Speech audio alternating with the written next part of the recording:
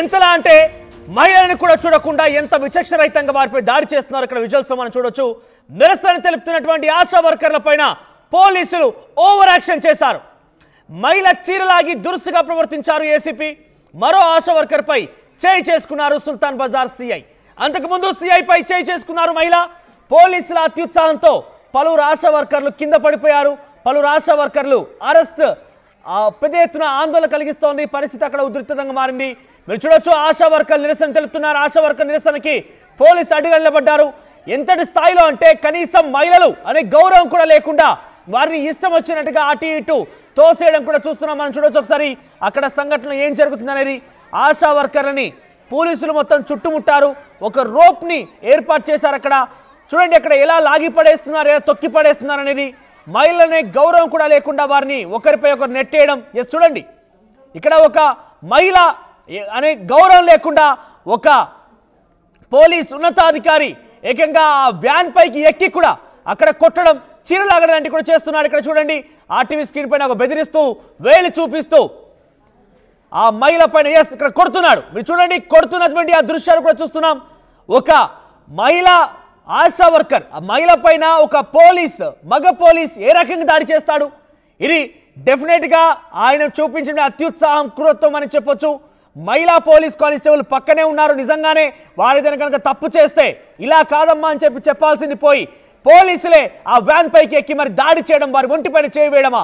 ఇక్కడ చూడండి, మరొక సిఐ స్థాయి అధికారి కూడా ఏ రకంగా నెట్టివేస్తున్నాడు, వారు ఏ రకంగా ఈడ్చి పడేస్తున్నాడు. చూడండి, చీర కూడా లాగడమా? ఇంత దుర్మార్గమా? పోలీస్ ఉద్యోగం చేస్తున్నారా, లేదంటే రోడ్డు పైన చిల్లరగారుగా ప్రవర్తిస్తున్నారా? ఇదా ఇంతటి దుర్మార్గమా?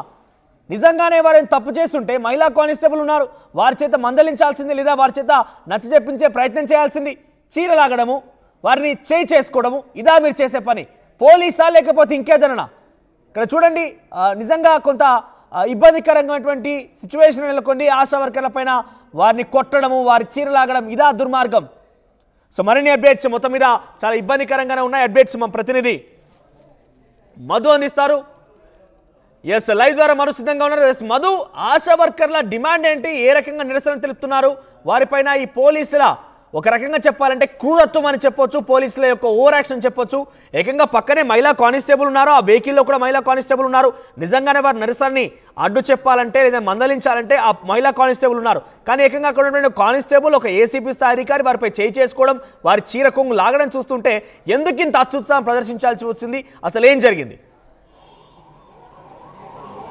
ఎగ్జాక్ట్లీ, అంటే వారు గతంలో కాంగ్రెస్ పార్టీ ఇచ్చిన హామీలను గుర్తు చేస్తూ ఈరోజు మొదటి రోజు అసెంబ్లీ కాబట్టి అసెంబ్లీ వరకు రాలేదు, కానీ కోటి డిఎంఈ కార్యాలయం వద్ద వీళ్ళంతా ఆందోళన చేపట్టారు. ఆశా వర్కర్లు వందల సంఖ్యలో అక్కడికి చేరుకున్నారు. వాళ్ళంతా కూడా ప్రభుత్వం ఇచ్చినటువంటి డిమాండ్ గుర్తు చేస్తూ, అంటే ఫిక్స్డ్గా దీనికి సంబంధించినటువంటి జీతాలు ఇవ్వాలి, 18,000 హామీ ఇచ్చారు, ఫిక్స్డ్ జీతాలు ఇవ్వాలి అనేటువంటి డిమాండ్ చేస్తూ వీరంతా ఆందోళన చేశారు. కాకపోతే అక్కడికి చేరుకున్నటువంటి పోలీసులు అసభ్యంగా ప్రవర్తించారు ఆశా వర్కర్లతో. ఎందుకంటే మొత్తం మహిళలే ఆశా వర్కర్లంతా కూడా, కాబట్టి వారితో అసభ్యంగా ప్రవర్తించారు. కొంతమంది చీరలాగారు, కొంతమంది చేయబట్టి లాగేశారు, కొంతమందిని లాగి పడేసినటువంటి సిచ్యువేషన్. ఈ నేపథ్యంలో అక్కడే ఉన్నటువంటి ఆశా వర్కర్లు ఆగ్రహం వ్యక్తం చేశారు ఏసీపీ శంకర్ పైన. ఒక్క మహిళ అయితే ధైర్యం చేసి ఏసీపీ చెంప పైన దెబ్బ కొట్టినటువంటి సిచ్యువేషన్ కనపడింది ఆ విజువల్స్లో.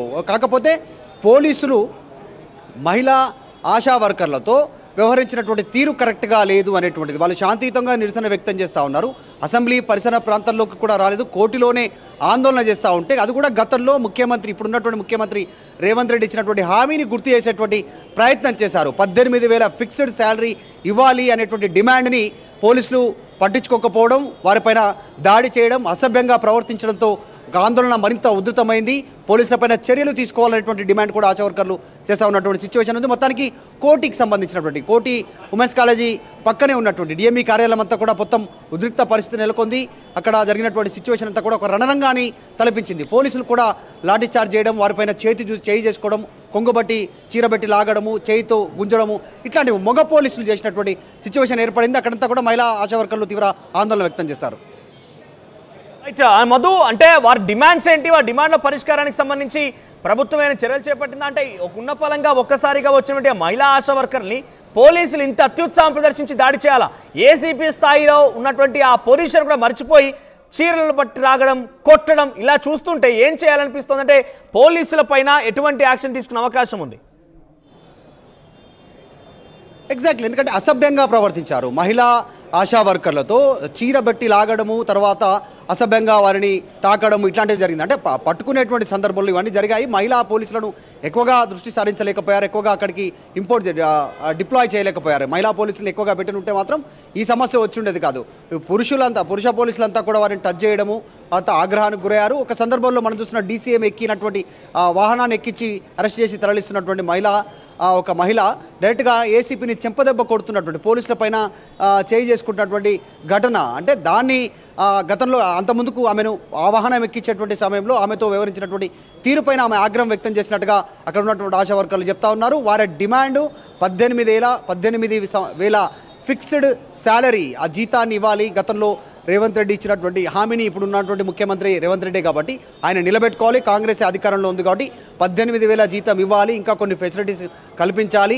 ఇప్పుడు వస్తున్నటువంటి జీతాలు సరిపోవట్లేదు, చాలని జీతాలతో తీవ్ర ఇబ్బంది పడుతూ ఉన్నాం. ఎన్నికల సమయంలో ఇచ్చినటువంటి హామీని నిలబెట్టుకోవాలనేటువంటి డిమాండ్ చేస్తూ వాళ్ళంతా ఆందోళన చేస్తారు. మనసు రైట్ మధు. సో మొత్తం మీద ఆశా వర్కర్లు తమకు న్యాయబద్ధమైనటువంటి డిమాండ్ల కోసం గతంలో రాష్ట్ర ప్రభుత్వం ఇస్తానటువంటి ఆ హామీ నెరవేర్చమని ఈరోజు అసెంబ్లీ సమావేశాలు జరుగుతున్న నేపథ్యంలో వాటి గురించి పరిష్కారం కోసం వారంతా కూడా అసెంబ్లీకి అయితే రాలేదు, కానీ డిఎంఈ కార్యాలయానికి వచ్చారు. అక్కడికి వచ్చినటువంటి ఆ ఆశా వర్కర్ల పైన పోలీసుల అత్యుత్సాహం, పోలీసుల ఓవర్ యాక్షన్ చాలా ఇబ్బందికరంగా గురిచేసింది. ఒక ఏసీపీ స్థాయి అధికారి అయ్యుండి కూడా నీ అధికార దుర్వినియోగం చాలా క్లియర్గా అర్థమవుతోంది. పక్కనే మహిళా కానిస్టేబుల్ ఉన్నారు, నిజంగానే వారిని మందలించాలి, ఆ మహిళని కొంత అక్కడ కంట్రోల్ చేయాలి సిచ్యువేషన్ కనుక ఉంటే పక్కనే మహిళా కానిస్టేబుల్ వాళ్ళ సేవలు వినియోగించుకోకుండా నువ్వే చేయిపట్టి లాగుతావా?